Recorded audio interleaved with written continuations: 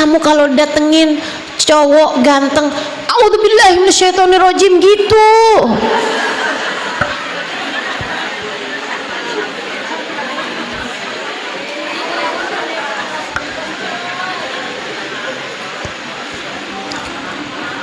Gimana?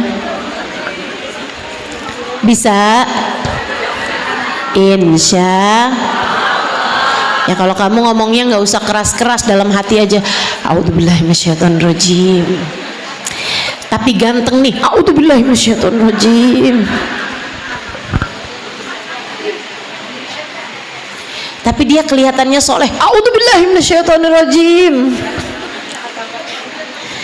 Kalau orang itu ngajakin kenalan, Dek, minta nomor telepon, kasih nomor telepon bapakmu.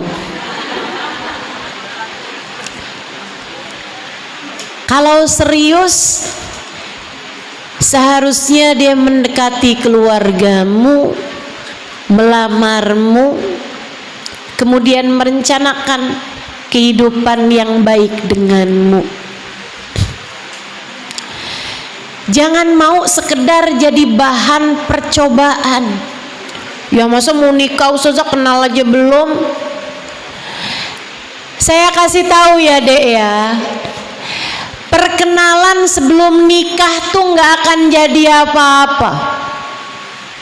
Banyak perempuan-perempuan yang bukan hanya kenalan, bahkan sampai pacaran 5 tahun, nikahnya cuma 5 bulan.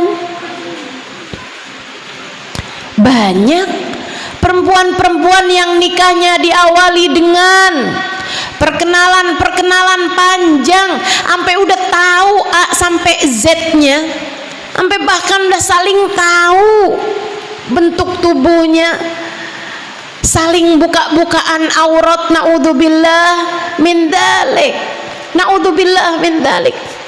Saudariku sekalian yang saya muliakan, rumah tangganya nggak kemana-mana. Mereka akhirnya hanya berkata, kamu kok sekarang nggak sama kayak kamu waktu pacaran dulu. Nah, siapa suruh pacaran? Orang tuh kalau pacaran yang dilihat cakep semuanya. Kenapa? Allah udah cerita, zayyana syaitanu lahum a'maluhum. Setan yang dandanin, setan yang menghias-hias. Dan kalau setan yang udah kerja, setan tuh sangat profesional. Yang jelek-jelek jadi kelihatan cakep, sampai dia bilang pantesan malam kelihatan gelap, bintangnya ada di matamu semuanya.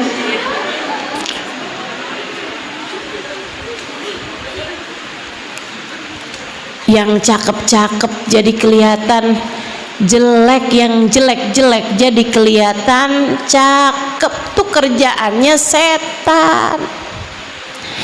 Yang kamu lihat dalam diri seorang laki-laki kalau kamu pacaran, itu bukan dirinya, melainkan sama yang dilihat sama laki-laki dari dirimu di masa pacaran, bukanlah dirimu, melainkan kalau udah nikah tujuannya setan beda lagi.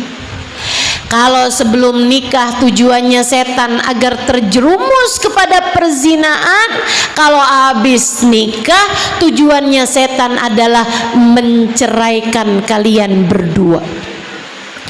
Ini saya kasih tahu, ada cerita yang pernah diceritakan guru kami, guru saya Sayyidil Habib Umar bin Hafid, salah satu majelisnya, rapat Dewan Persetanan Internasional, pemberian piagam penghargaan Setan of the Year.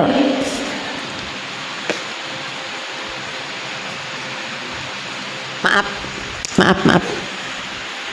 Pemberian penghargaan untuk setan tahun ini. Diberikan penghargaannya kepada siapa nih? Maka semua setan mengajukan pencapaian-pencapaiannya. Ada setan yang bilang, Saya deketin seorang yang baik, seorang yang soleh. Saya deketin juga seorang perempuan yang solehah. Sampai kemudian sedikit demi sedikit mereka dekat, mereka pacaran, sampailah mereka kepada perzinaan. Hebat, tepuk tangan semua para setan, pencapaian yang luar biasa. Ada lagi katanya pimpinan setan, namanya iblis. Ada lagi yang lain, saya Tuhan, silahkan ajukan pencapaianmu. Saya deketin seorang perempuan dan orang laki-laki. Mereka asalnya hidupnya baik, soleh, solehah, sholat nggak tinggal, puasa nggak tinggal, sedekah banyak. Kemudian saya jadikan hartanya sedikit-sedikit berkurang, kebangkrutan di sana, kebangkrutan di sini, tapi mereka nggak mau berubah gaya hidupnya, akhirnya hutang sana sini tanpa berniat membayar. Mereka terjatuh kepada riba. Hebat, hebat nih, hebat setan yang ini. Ada lagi, kemudian yang lain menyampaikan pula, ada yang baik juga asalnya, akan tetapi saya bikin hatinya galau, saya bikin hatinya gelisah, akhirnya kemudian terjerumus kepada dosa narkoba, minuman keras. Hebat, hebat nih, hebat. Beberapa setan menyampaikan, tapi belum diberikan penghargaan tertingginya. Sampai kemudian satu setan mengatakan, saya Tuhan, saya deketin hati seorang suami yang semula sangat mencintai istrinya. Saya deketin hati seorang istri yang semula sangat mencintai suaminya. Saya letakkan dalam hati keduanya kecemburuan. Saya letakkan pada hati keduanya kebencian. Hingga yang satu mencurigai yang lain, yang satu mencemburui yang lain, yang satu bilang kamu tuh nggak pernah perhatian sama saya, itu masalahnya. Yang satu lagi bilang kamu tuh ngaca, selama ini kamu yang kurang perhatian kepada saya. Keduanya bertengkar hebat hingga sang suami mengatakan, kalau begitu saya udah nggak tahan lagi hidup sama kamu, kita bercerai. Katanya iblis, maka hadiah pencapaian tertinggi aku sampaikan kepadamu, wahai setan yang telah memisahkan suami dari istrinya, memisahkan istri dari suaminya. Kita nggak nyangka kan, plot twist nih teman-teman saya sekalian, yang udah bisa bikin orang mabuk, yang udah bisa bikin orang riba, yang udah bisa bikin orang bahkan membunuh sekalipun, kalah sama pencapaian setan yang bisa bikin suami istri bercerai. Ingat-ingat ucapan saya teman-teman saudaraku sekalian, ingat-ingat ucapan saya, biar kamu jadi perempuan gak gampang-gampang minta cerai sama suami. Karena suami itu kadang-kadang, kenapa memang hak cerai itu adanya hanya pada suami, istri enggak? Karena kalau istri dikasih hak cerai, udah dari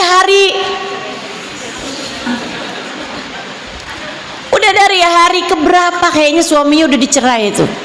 Kayaknya tuh kalau istri bisa dapat hak cerai, enggak 3 kali cerai yang diperkenankan, tapi 100 kali cerai juga tetap boleh balik. Gampang banget istri itu menceraikan suaminya. Dia ngomong kasar dikit, cerai nih. Kita senyum, dia nggak senyum, cerai nih. WhatsApp nggak dibalas-balas, cerai nih. Telepon nggak diangkat-angkat, kemana nih? Saya ceraikan aja dia. Masya Allah, Masya Allah, Masya Allah. Yuk, belajar punya hati yang terjaga. Yuk, pinter-pinter jadi perempuan. Yuk, pinter-pinter ngalahin godaan setan. Yuk, belajar terus jadi hamba Allah Subhanahu wa ta'ala yang solehah. Kenapa wahai tuanku iblis, hadiahnya kamu berikan kepada setan yang berhasil memisahkan suami dari istri, menceraikan istrinya? Kenapa begitu? Kata iblis bilang, karena dosa yang lain mudah untuk disesali dan ditaubati, sementara dosa perceraian nyaris tak ada sesiapapun yang mentaubatinya. Orang tuh kalau habis ngebunuh, habis menipu, bahkan habis riba sekalipun, habis utang tuh sering nyesel. Walaupun ya nyesel selalu datang belakangan. Kalau di awal namanya pendaftaran. Tapi itu dosa yang lain tuh banyak nyeselnya, ada kemungkinan besar nyeselnya. Bahkan dosa korupsi, dosa maling itu juga nyesel biasanya.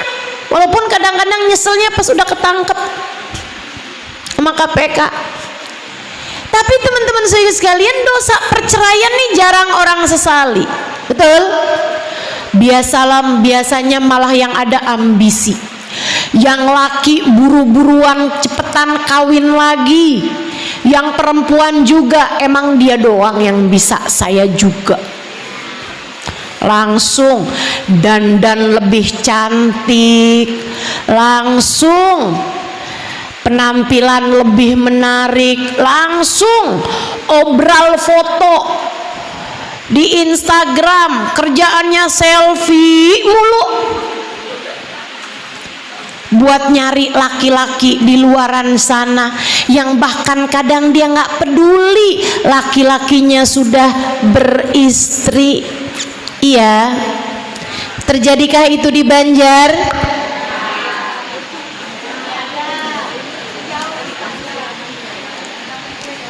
Saudariku sekalian yang saya muliakan, belum lagi kalau mereka udah pada dikaruniai anak.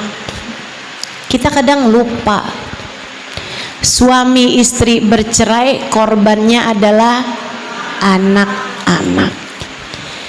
Jangan, yuk belajar buat pinter jaga diri. Itu setan kalau lagi belum nikah usahanya menjatuhkan keduanya dalam jurang namanya zina. Kalau udah nikah usahanya setan menjatuhkan mereka pada jurang yang gak kalah dalamnya namanya perceraian. Itu sebabnya Nabi Muhammad tuh sampai nyabarin kita perempuan, jangan sampai gampang-gampang minta cerai. Sampai Nabi Muhammad ngancem, kata Nabi Muhammad, ayyumamra'atin talabat min zawjihat talaq la tashum raihatal jannah. Perempuan kalau berani-berani minta cerai kepada suaminya, nggak bakalan nyium bau surga. Baunya aja nggak nyium, gimana masuknya? Padahal baunya surga sudah tercium dari sejak 500 tahun perjalanan. Ini surganya masih ada di Surabaya. Itu baunya udah keciuman nih dari Banjarmasin. Saudariku sekalian yang saya muliakan, jangan sampai kamu berharap jadi wanita berkelas surga jika bahkan kamu mendapatkan ancaman dari Nabi Muhammad tidak akan mencium aroma surga. Yuk yang sabar, pandai-pandailah menjaga diri, kuat-kuatkan hati dari godaan.